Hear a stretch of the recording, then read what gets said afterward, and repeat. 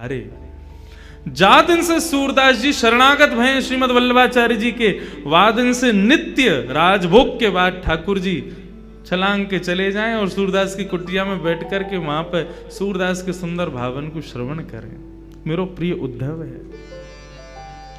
ठाकुर जी बोले मैं वहीं जा रहा हूं। किशोरी जी बोली मैं भी चलूंगी संग में, आप अकेले नहीं जाओगे, और यदि आप अकेले गए, मोकू नहीं लेके गए संग में, तो मैं आज गुसाई जी से आपकी शिकायत कर दूंगी।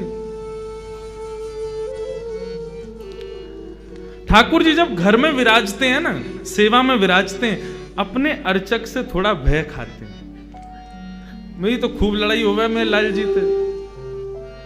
कभी श्रृंगार में अगर विक्षेप है रहे हो, कोई और बात हो, मैं तो डांट फटकार दूं खूब। अरे तो नेह भी तो लड़ा रहे हैं, तो डांटवे को अधिकार भी वही को है जो प्रेम से चर्चा करे। हम सुख को विचार करें, यही मारे डांटे। माता पिता ऐसे ही बोलते हैं, तेरो भलो चामे, या हमारे डांट रहे हैं। ऐसे ही हम भी आपके सुख को विचार करें, यही मारे डांटे। काउ दिन ठाकुर जी यदि तैयार ना हो, मैं काउ दिन मुकुट उठा उठा के फेंकें, तो देखो ठाकुर जी की सेवा में 2-3 विषयों का भाव रखना है। ये जो मूर्छल आरती के समय होती है ना, चंवर तो होती है कि कोई अला वला लाल जी को नहीं लगे। मोरछड़ क्यों होती है? मोरछड़ के भीतर जो मयूर पंख हैं, जब वो हिलते हैं तो ठाकुर जी उनको देखने में व्यस्त हो जाते हैं और यशोदा मैया इतने में आरती कर देती है। नहीं तो छोटे बालक की मैया जब नजर उतारे तो बालक कहाँ रुके, कभी यहां भागे कभी वहां भागे। ये हमारे मोरछड़ को भाव है, ताकि ठाकुर जी को ध्यान वहां की तरफ केंद्रित रहे, ठाकुर जी मुस्कुराते रहे और यशोदा मैया उनकी आरती करते। ऐसे ही प्रत्येक भाव में जब श्रृंगार करते हैं तो ठाकुर जी के सन्मुख कुछ भोजन के पदार्थ रख दो, कुछ खिलौना रख दो। हमारे बाल भाव में ऐसी सेवा है, ठाकुर जी के पास में कुछ खिलौना रख दो, कुछ भोजन के पदार्थ रख दो, फिर श्रृंगार करो। क्यों? ठाकुर जी फिर श्रृंगार गिरेंगे नहीं अपना। ये जो बार बार मुकुट गिरे, बार बार माला गिरे, ये सब नहीं होगा। ठाकुर जी सहज श्रृंगार करवा लेते हैं। लेकिन कई बार ऐसा होता है कि खूब सारे खिलौने धर दिए, खूब सामग्री धर दी, लेकिन ठाकुर जी फिर भी श्रृंगार गेर दें। ठाकुर जी पता चल जाए ये सब मेरे ध्यान भटकावे के काजे है। तू तो मोर पंख लगा के मुकुट धरा के चलो जाए, पूरे दिन मेरे सर में कितनो दर्द हुआ तो का पतो, उठा उठा के फेंके फिर वाए। तब क्या करें? लाल जी के सामने धर दूं सब सामान, न हरे तैयार न होनो तैयार, ठीक है, ऐसे ही खड़ो कर दूंगा नंगो धरंगो। सबरे दर्शनार्थी आवेंगे, आकर के जैसे ही देखेंगे फिर तुम्हारी ही निंदा होगी। सबरे फोटो खींच खींच के ले जाएंगे, लंगोटी में खड़े रहेंगे, सब जगह डाल देंगे, फेसबुक इंस्टाग्राम पे सब देखेंगे। इंद्रेश जी के ठाकुर जी देखो लंगोटी में खड़े। मैंने एक बार और प्रयास कर रहा हूं, तैयार हो जाओ। और वास्तव में जैसे प्रयास करें ठाकुर जी फिर से तैयार हो गए। यदि इस भाव से कभी कभी ठाकुर जी को डांटा भी जाए ना, कोई दोष नहीं, ये भी तो प्रेम है। प्रेम करने वाला ही तो डांट सकता है, प्रेम करने वाला ही तो तेज आवाज में बोल सकता है। किशोरी जी बोली मैं गुसाई जी से शिकायत कर दूंगी तुम्हारी। ठाकुर जी बोले गुसाई जी से मत कहियो, बहुत डांटेंगे नहीं तो फिर मुंह को लेके चलो संग में। अच्छा चलो, लेकिन सुनो, शांत बैठियो और तुरंत जाएंगे, तुरंत आएंगे, ठीक है। किशोरी जी को संग लेकर के ठाकुर जी पहुंचे।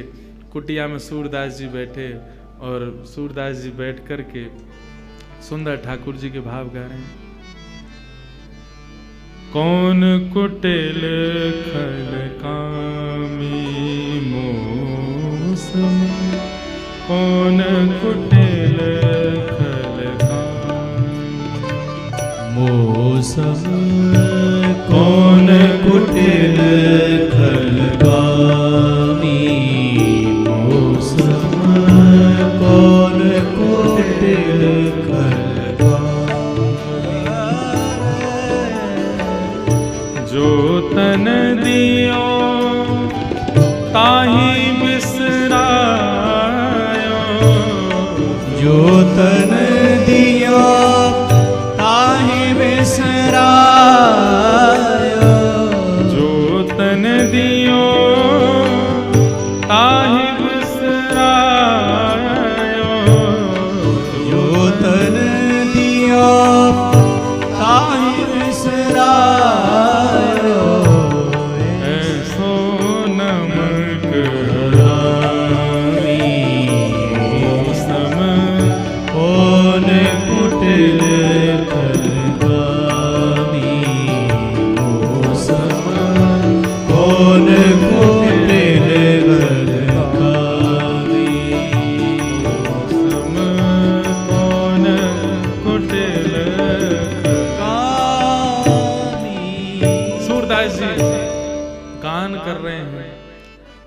इतने में ही श्याम सुंदर किशोरी जी दोनों पहुंच गए। कुटिया के एक कोने में बैठ करके सूरदास जी को श्रवण कर रहे हैं। सूरदास जी भाव विभोर होकर के गान करते जा रहे हैं, एक के बाद एक सुंदर सुंदर पदों का, एक के बाद एक सुंदर सुंदर भावों का गान कर रहे हैं। ठाकुर जी श्रवण करके आनंदित हो रहे हैं, लेकिन किशोरी जी तो भाव विभोर हो रही हैं। ठाकुर जी से बोली, या को नेत्र दे दो। ठाकुर जी बोले, मैं पहले ही मना कर रहा हूं, कुछ करवे ना जानो, केवल सुन के वापस आनो। और आप या नेत्र दे दो, फिर कहोगे या यूं कर दो, यूं कर, यूं जैसो चल लो, ठीक है, ऐसे ही रहने दो। किशोरी जी बोले, बहुत निष्ठुर हो आप, बेचारो कैसे सुंदर सुंदर भाव बना बना के गावे और वापस नेक कृपा ना कर सको, नेक नेत्र दे दो, का बुराई है। ठाकुर जी बोले, मैं मुंह को जब देन होगा मैं दे दूंगा, मुंह को सूरदास ऐसे ही प्रिय है। और रही बात नेत्र देवे की, ललिता विशाखा के श्राप से श्रापित हैं और अपने भक्तन के श्राप को मैं दूर नहीं कर सकूं। और सूरदास जी वही में आनंदित है। यदि संसार को देखेगो, संसार में या को मोह है गयो, संसार में आप आकृष्ट है गयो, तो मेरो भाव ना गा पावेगो, या हमारे मैं नेत्र ना दूंगा या को। किशोरी जी बोली, तो कछु तो कृपा करो, नेत्र ना दे रहे तो कछु अपनो आलिंगन दे दो, अपने स्पर्श दे दो।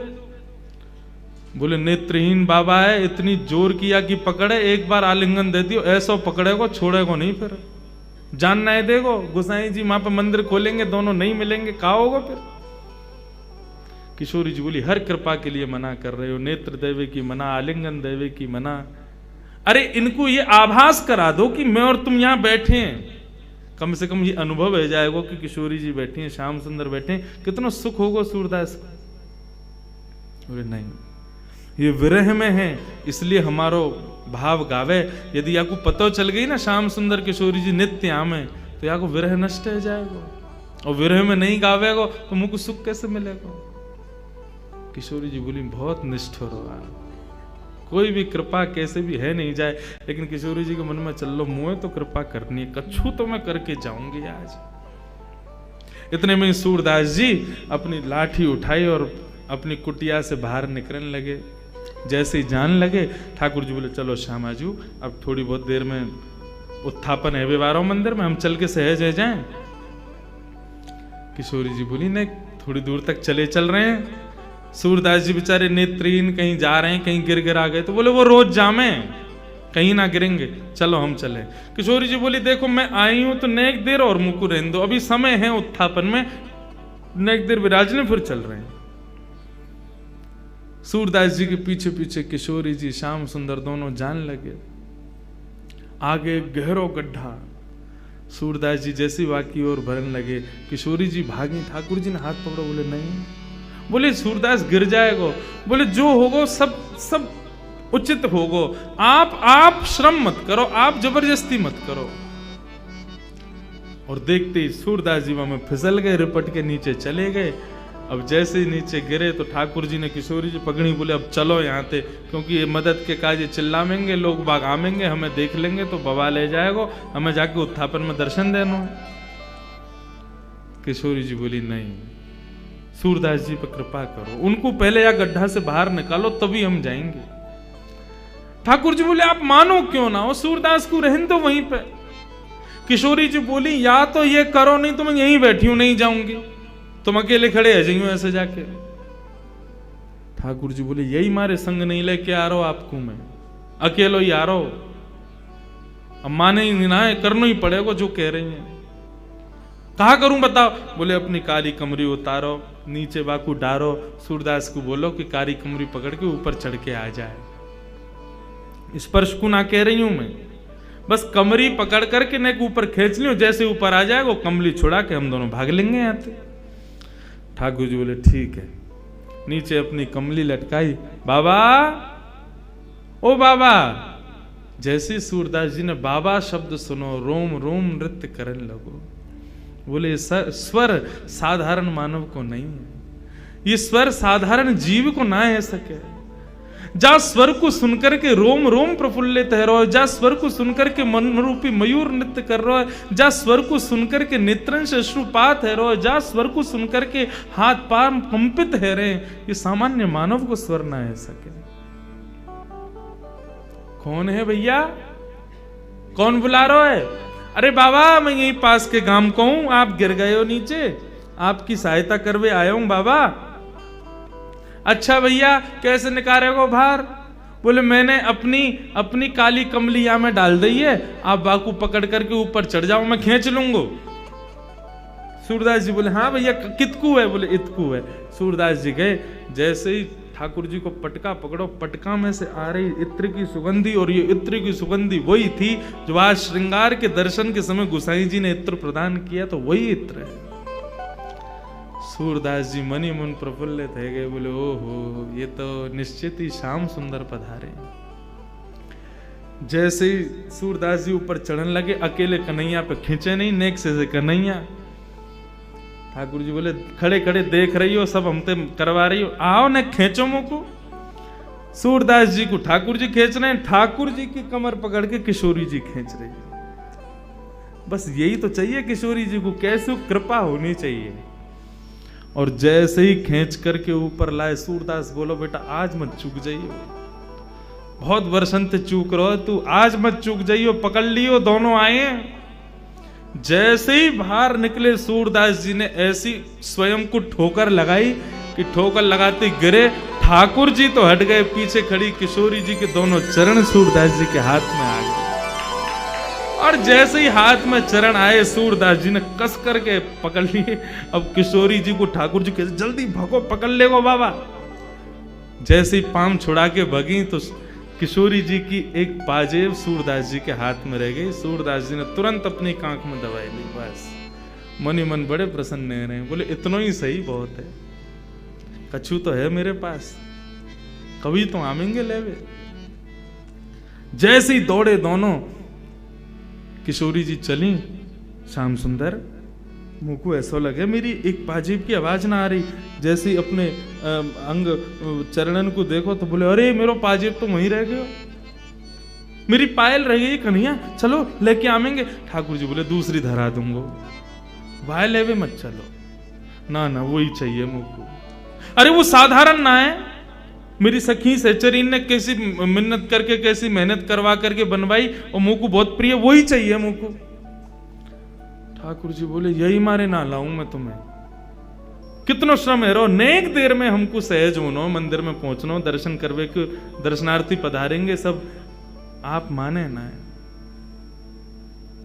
किशोरी जी बोली वही पाजेब चाहिए, चलो। ठाकुर जी गए लेकर के, दूर खड़े, सूरदास जी बैठे हुए बैठ करके और प्रेम से हरि स्मरण कर रहे हैं। इतने में ठाकुर जी दूर से बोले बाबा।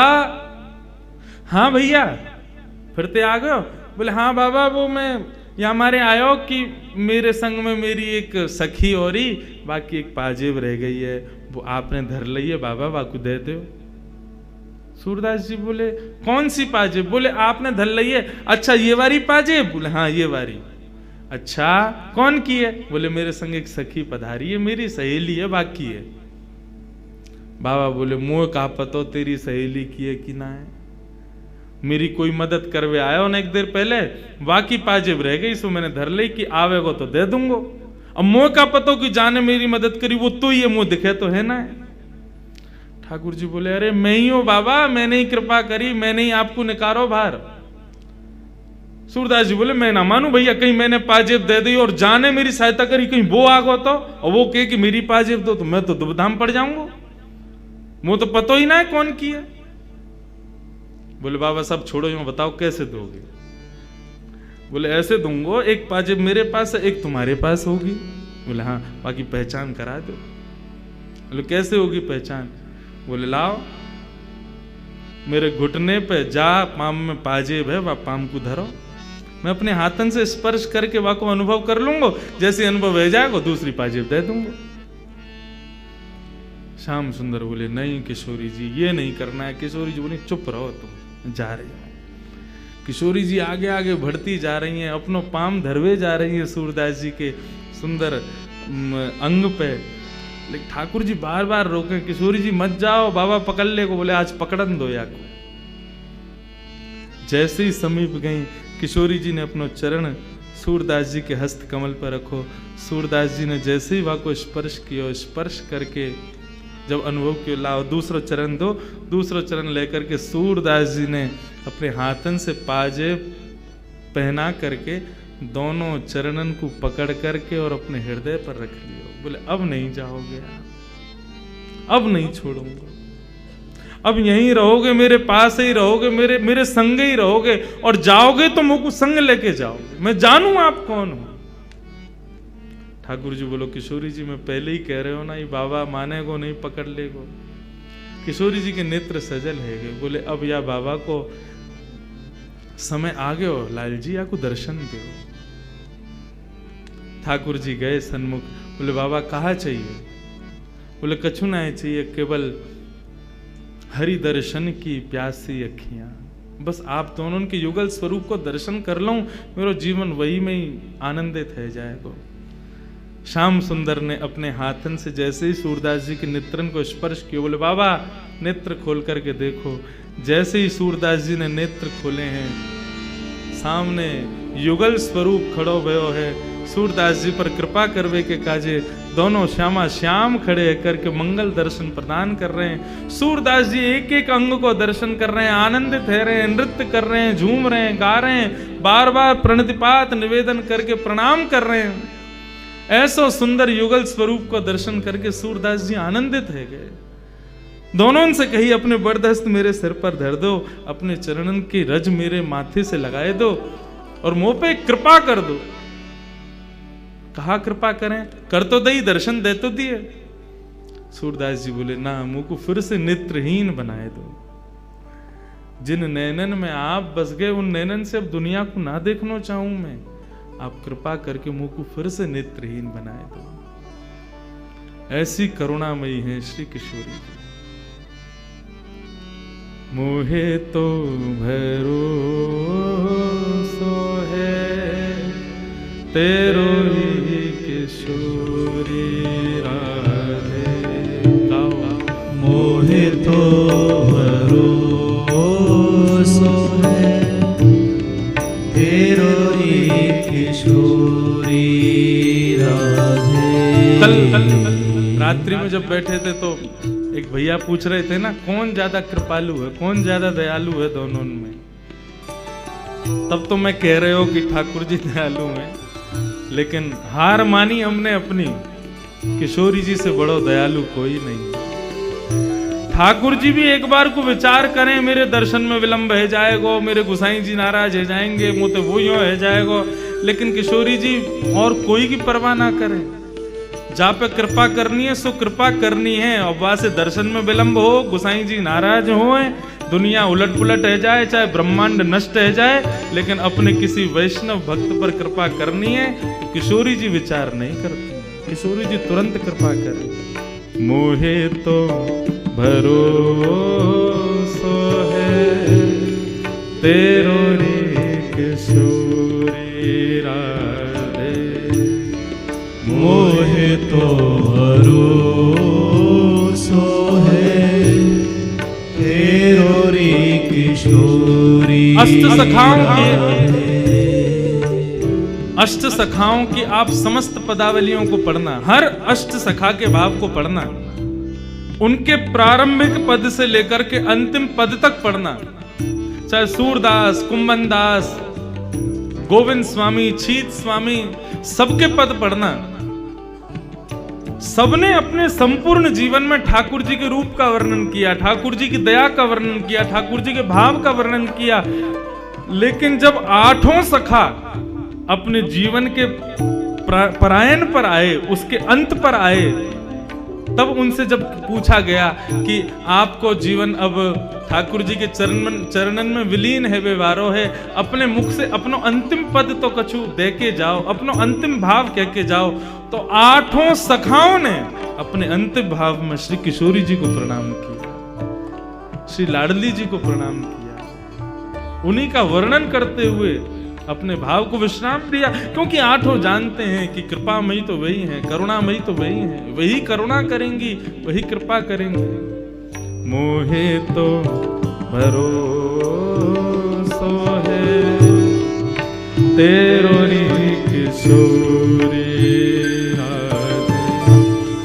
मोहे तो भरोसो है तेरो रे किशोरी राधे। मुक्ति भुक्ति नामागत केवल, मुक्ति भुक्ति नामागत केवल, मुक्ति भुक्ति नामागत केवल, मुक्ति भुक्ति नामागत केवल, अपनो जान संभालो किशोरी राधे। अपनो जान संभारो किशोरी राधे।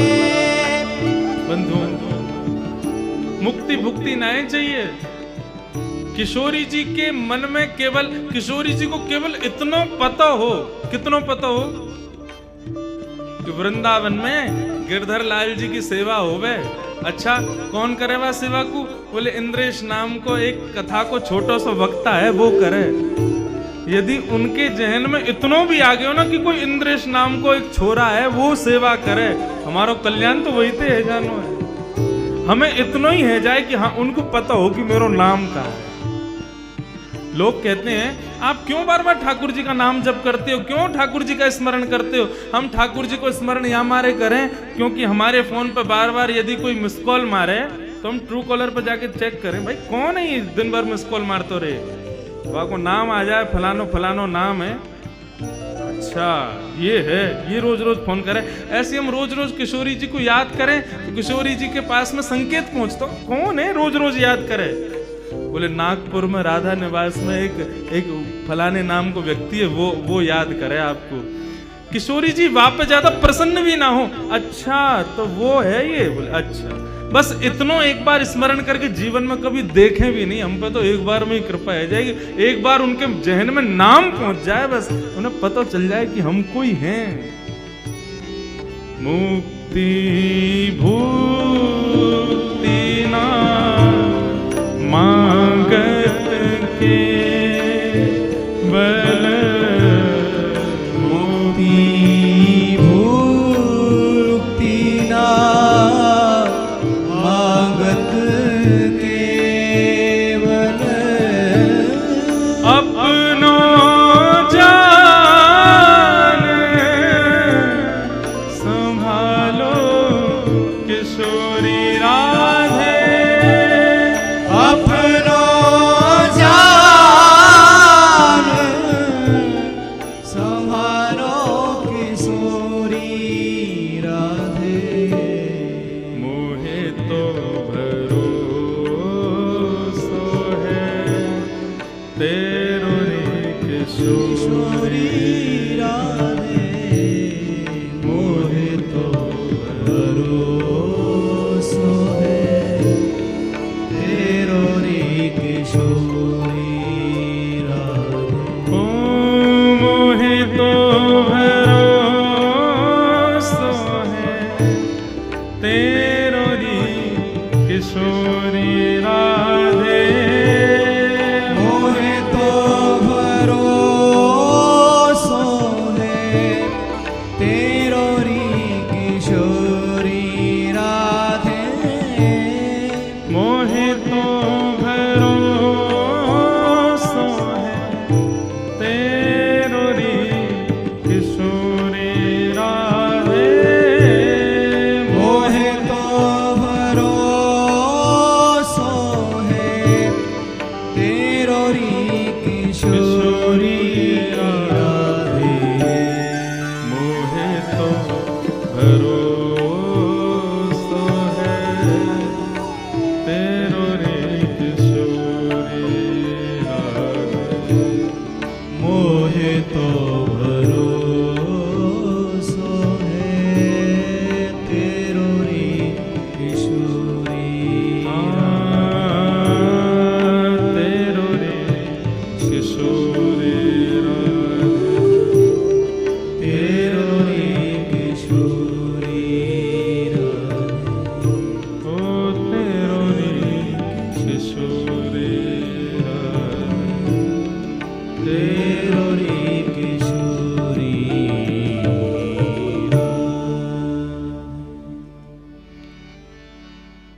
किशोरी जी की ऐसी अद्भुत कृपा।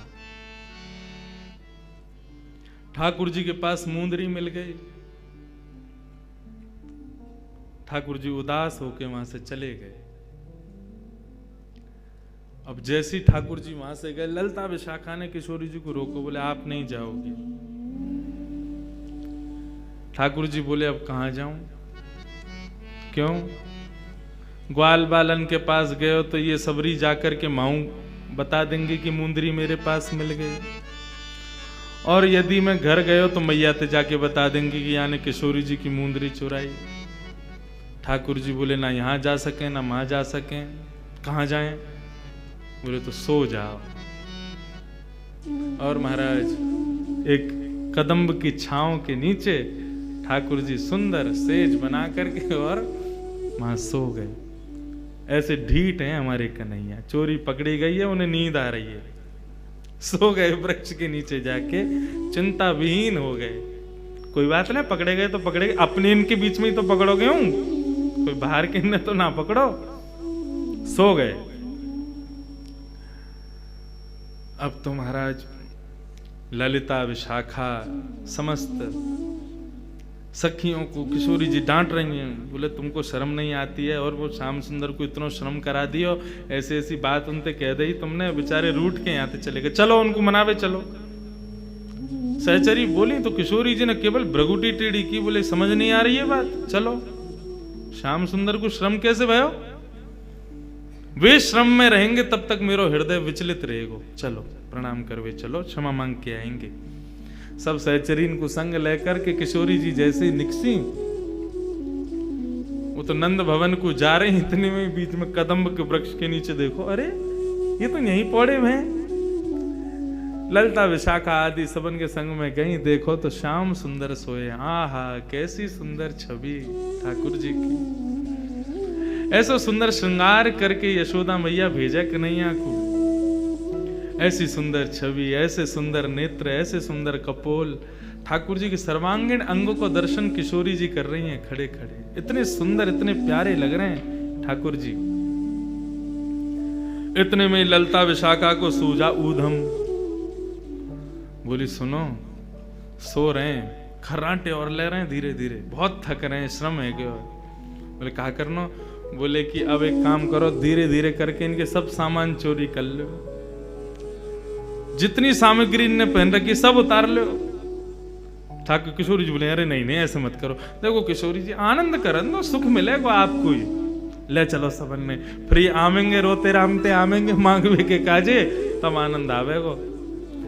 सोते भय श्याम सुंदर की महाराज गलेन से हार उतार लिए, हाथन के कड़ूला उतार लिए, पैरन की पाजेब उतार ली, क्षुद्र घंटे का, छोटी छोटी घंटी लगी ठाकुर जी की कमर पे, क्षुद्र घंटे का। अच्छा पता आपको श्याम सुंदर कोंदनी ऐसी साधारण कोंदनी नहीं पहनते हैं। कैसी कोंदनी पहनते हैं? क्षुद्र घंटे का, छोटी छोटी घंटी लगी है उसमें कोंदनी में। क्यों? ये बचपन से ही ठाकुर जी पहने। जब ठाकुर जी थोड़ा थोड़ा चलवो सीखे तो यशोदा मैया जब यमुना जल भरवे जावे तो ठाकुर जी पल्लू पकड़ लें और मैं हूं चलूंगा संग में। अभी नेक नेक चलनो सीखे तो यशोदा मैया बोले चल आला, मैं तो मटका पकड़ूंगी, तेरा हाथ पकड़ ना पाऊंगी, ले तू मेरी चुनरी पकड़ ले। सो ठाकुर जी चुनरी पकड़ करके मुंह में उंगली दबाए, चारों तरफ देखते चले और मैया के पीछे पीछे जामे। लेकिन जैसी कोई गोपी देखे कन्हैया जा रहे सो हाथ में माखन लेके आवे, लाला आजा आजा माखन खावे को, सोई वो तो मन मैया की चुनरी छोड़े वह गोपी के पास चले जाए और माँ बैठ के बढ़िया प्रेम से माखन खा में मैया ने एक दूर चली जाए, एक दूर, लाला कैसो, लाला कहाँ गयो? अरे मेरो लाला कहाँ गयो? वह ढूंढे सब जगह खोजे, कन्हैया कहीं ना मिले। मैया दौड़ती भैया आवे, सबन पूछा अरे मेरो लाला देखो, मेरो कन्हैया देखो। इतने में कहा पावे एक गोपी की गोद में बैठ के वो तो माखन खा रहा है। मैया बोली लाला तो रोज कभी कहीं भग जाए कभी कहीं भग जाए, कहा करें। सो आज मैया लाला की कोंदनी उतार के और सुनार के पास लेके गई और बोली या में एक काम कर, सोने की छोटी छोटी घंटी लगा दे। क्यों? बोले जब कबू मेरो लाला या पहन के चलेगो तो घंटी की आवाज आती रहेगी, मुझको पतो लगती रहेगी कि मेरो लाला कहाँ जा रहा है। आज ठाकुर जी को जन्मोत्सव, ऐसी कथा आवे ठाकुर जी के जन्मोत्सव पे ठाकुर जी जातना 3 वर्ष के भय, यशोदा मैया ने लाला को सवेरे सवेरे कौंधनी पहना दी। और कौंधनी जैसी ठाकुर जी ने पहनी तो यशोदा मैया के सिर पर दोनों हाथ धर के ठाकुर जी अपनी कमर को मटका में व क्षुद्र घंटिका के स्वर पर ठाकुर जी नृत्य करें, सबरे गोकुल वासीन को आनंद दे में। तो ऐसी ठाकुर जी की क्षुद्र घंटिका की कौंधनी वो उतार ली, सबरो श्रृंगार उतार करके, और अंत में वंशी भी ठाकुर जी की धर ली और सबरी पोटली बांध करके सभी सखी किशोरी जी संग लेके चली गई।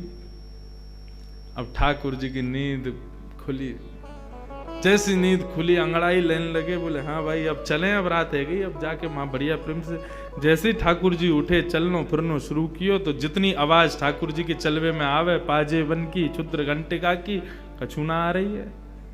ठाकुर जी ने जैसे नीचे देखो तो वस्त्र ने छोड़ के तो सब हरण है गयो।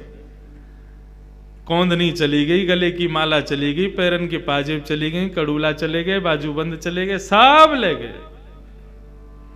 ठाकुर जी बोले ये एक को ही काम है सके, ये वही जरूर विशाखा ललिता ने ये किया होगा। ठाकुर जी पहुंच गए और चेहरे पर ऐसा आंखें लाल पड़ रही हैं क्रोध के कारण ठाकुर जी की, और गए विशाखा से जाके बोले दे दे। विशाखा बोली मुंह पे ना है। कहां ना है? बोले वही ना है जो तुम मांग रहे हो। ठाकुर जी बोले मुझे सब पता हो तेरे पास है, तू दे दे। बोले जब हमने प्रेम से मांगी तुमने दी, तो तेने कोई कसर भी ना छोड़ी किशोरी के सामने, जो मेरी तेने भद्रा उतारी कहा है वो हमें कोई कसर भी ना छोड़ी है तेने। अब दे दे प्रेम ते, देख मैया बहुत मारेगी मुंह को। तेने वो सोने की क्षुद्र घंटिका तक निकाल ली मेरी। अरे मैंने तो केवल एक मुंदरी उतारी, तेने पूरा श्रृंगार ही उतार लियो मेरो। चल ला वापस दे। बोले यदि तुम नंद के लाला हो और यशोदा के छलिया हो, और तुम में यदि तुम बहुत अपने आप को बहुत बड़ा कुछ मानो, कुछ समझो, तो लेके दिखाओ। ठाकुर जी बोले ये तो चैलेंज दे दियो यानी।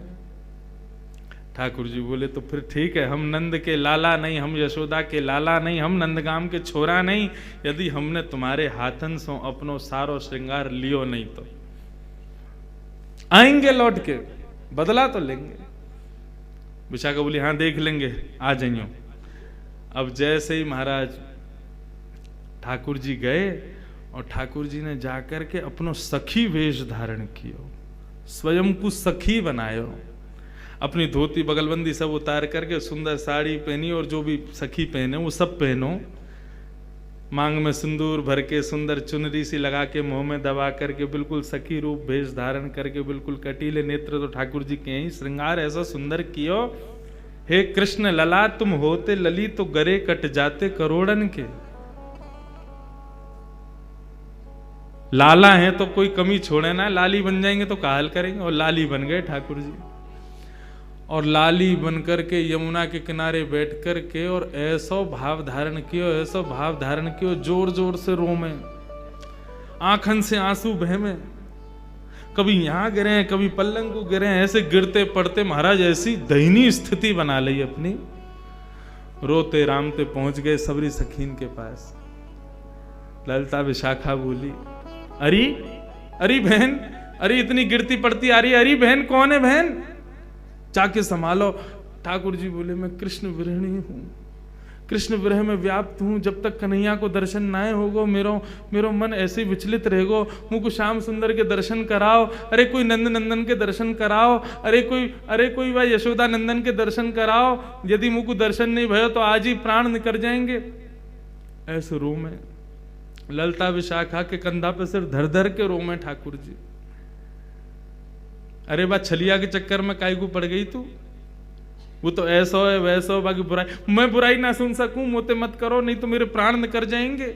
मुझको श्याम सुंदर के दर्शन कराओ, अरे कोई तो ले आओ मेरे सामने। कृष्ण नाम जबते श्रवण सुनो री आली भूरी री भवन में तो बावरी भई रे।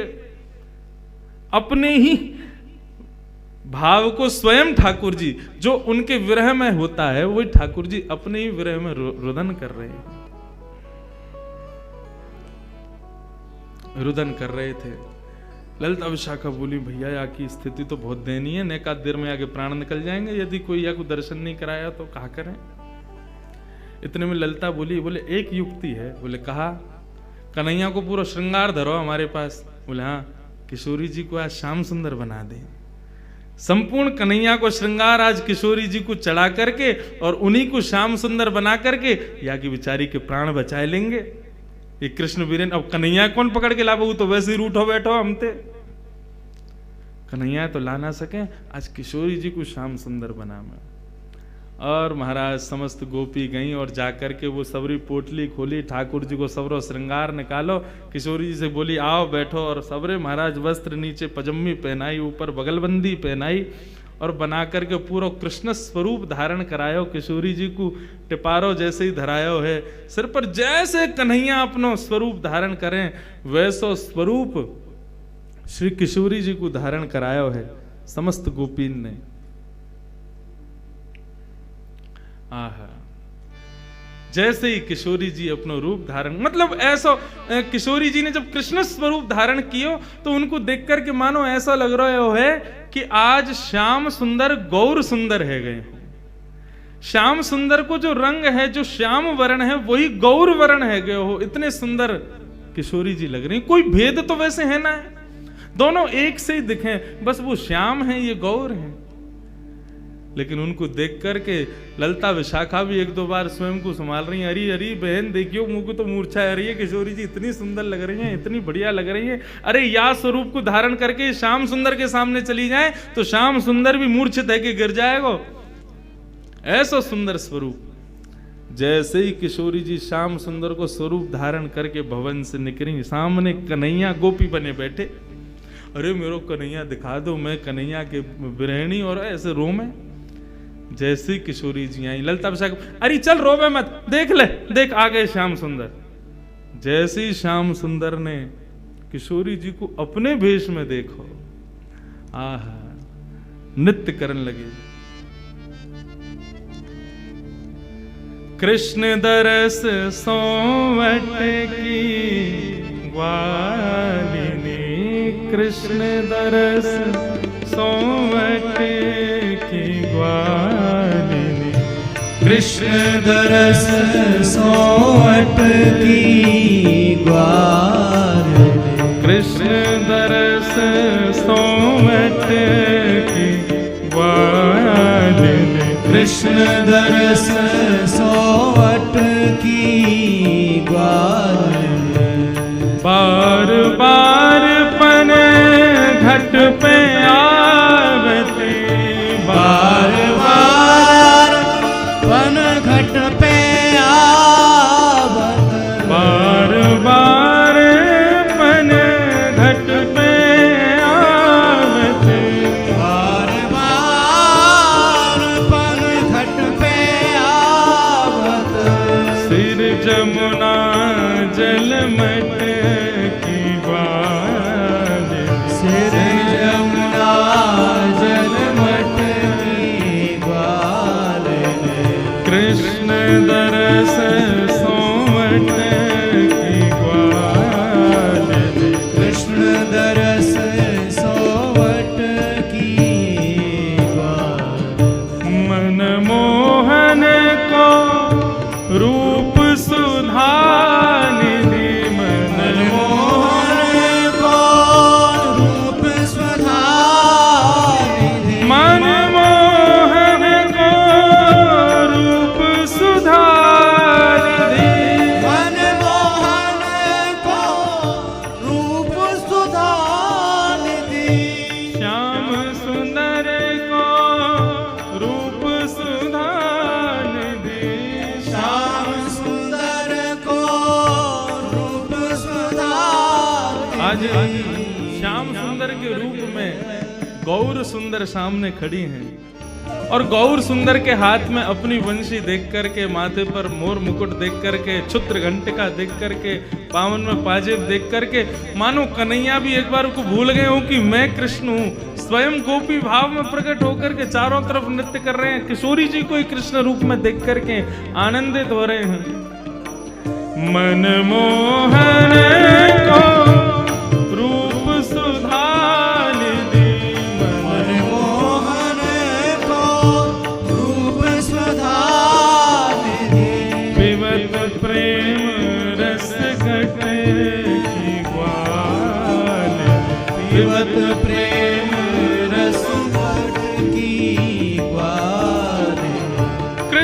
कृष्णदास धन धन श्री राधिका, कृष्णदास धन धन श्री राधिका, कृष्णदास धन धन श्री राधिका, कृष्णदास धन धन श्री राधिका, लोक लाज सब पटकी ग्वालिनी, लोक लाज सब पटकी ग्वालिनी, नंद नंदन सोमट ग्वालिनी, नंद नंदन सोमट ग्वालिनी, ओ कृष्ण दरस सोमट ग्वालिनी, कृष्ण दरस सोमट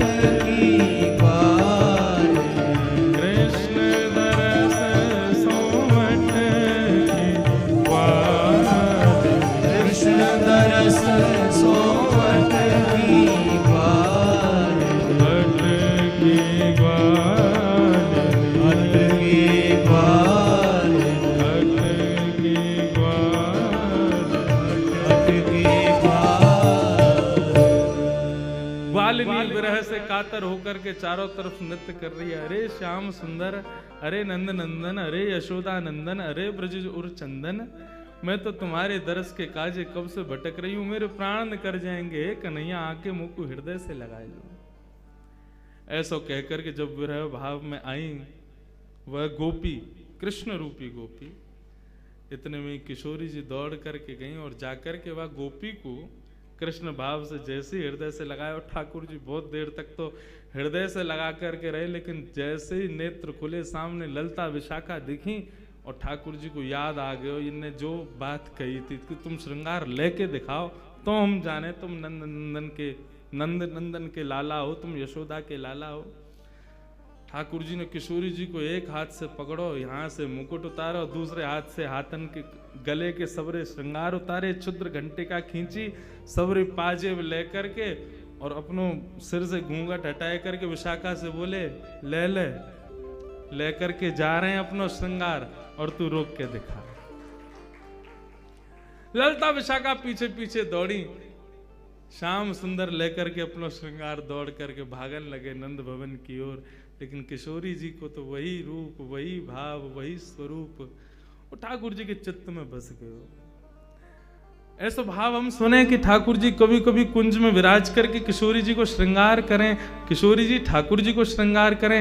ये श्रृंगार में कहा करें, यही करें, ठाकुर जी किशोरी जी को श्याम सुंदर बनावे और श्याम सुंदर किशोरी जी को, ठाकुर जी किशोरी जी को श्याम सुंदर बनावे और किशोरी जी श्याम सुंदर को श्री किशोरी बनावे, और दोनों एक दूसरे को भाव, एक दूसरे को श्रृंगार, वही सब धारण करके संपूर्ण लीला को संवरण करें।